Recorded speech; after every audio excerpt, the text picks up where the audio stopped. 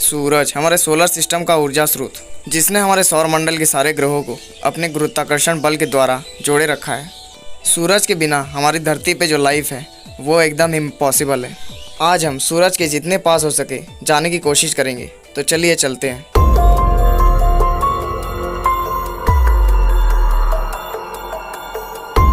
Solar eclipse में दिखने वाला सूरज का आउटर लेयर कोरोना हमसे 15 करोड़ किलोमीटर दूर है और इसका तापमान 1 मिलियन डिग्री तक भी पहुंचता है। नासा सूरज के पास जाने वाले मिशन को 10 साल से टालता आ रहा था।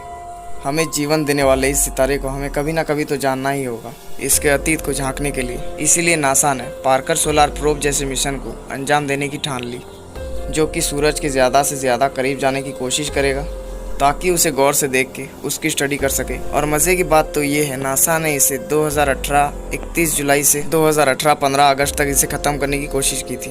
और ये मिशन एस्ट्रोफिजिसिस्ट यूजिन पार्कर के नाम पे रखा गया है, क्योंकि इन्होंने सूरज को लेकर कुछ थ्योरीज दी थी जिन्हें हम काफ़ी हद तक वैलिडेट कर पाए हैं। उन्होंने ये कहा था कि सूरज सोलर विंड के रूप में उसका कुछ मास सोलर सिस्टम पर एक्सपेल करता है, जो कि तेज़ी से सोलर सिस्टम पर फैल जाता है। और हमें ये भी जानना है कि कोरोना का तापमान सूर्य के सतह से 300 गुना ज़्यादा क्यों है। इन सब के बारे में रिसर्च करना इसीलिए ज़रूरी है क्योंकि हम सूरज के एटमॉस्फेयर में ही रहते हैं। सूरज कैसे काम करता है अगर हम ठीक से समझ पाएँ तो उसके सोलर विंड से हम अपने सैटेलाइट्स और हमारे कम्युनिकेशन डिवाइसेस को बचा सकते हैं। और हमें ये भी पता लगाना है कि आउटर स्पेस में किस कॉन्सेंट्रेशन में रेडिएशंस मौजूद हैं। इन सब के अलावा हम अपने अतीत के बारे में भी बहुत कुछ जान सकते हैं, जैसे कि हमारे सोलर सिस्टम की जन्म कैसे हुई और क्यों हमारी पृथ्वी में ही जीवन संभव हो पाया।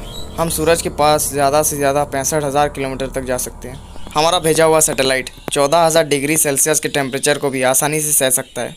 इस व्हीकल को 31 जुलाई 2018 में नासा के सबसे पावरफुल लॉन्चर डेल्टा 4 हैवी के मदद से सूरज के 24 चक्कर लगाने के लिए निकल पड़ा।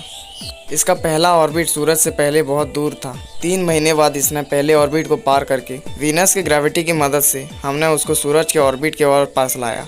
इस सैटेलाइट ने अभी तक 24 में से 9 राउंड कंप्लीट कर दिया है। इस मिशन का बजट $1.5 बिलियन का था। अगर हम सोलर विंड्स के रेडिएशंस को ठीक तरह से प्रेडिक्ट करना सीख गए तो हम आगे होने वाले 2 ट्रिलियन के नुकसान से पृथ्वी को बचा सकते हैं। तो दोस्तों, ये है नासा का सबसे ambitious mission Parker solar probe. और मुझे लगता है कि आप सबको कुछ नया सीखने को मिला होगा। और आज तक के किए जाने वाले आपके फेवरेट मिशन का नाम क्या है, नीचे कमेंट में ज़रूर बताइए। वीडियो को यहाँ तक देखने के लिए थैंक यू।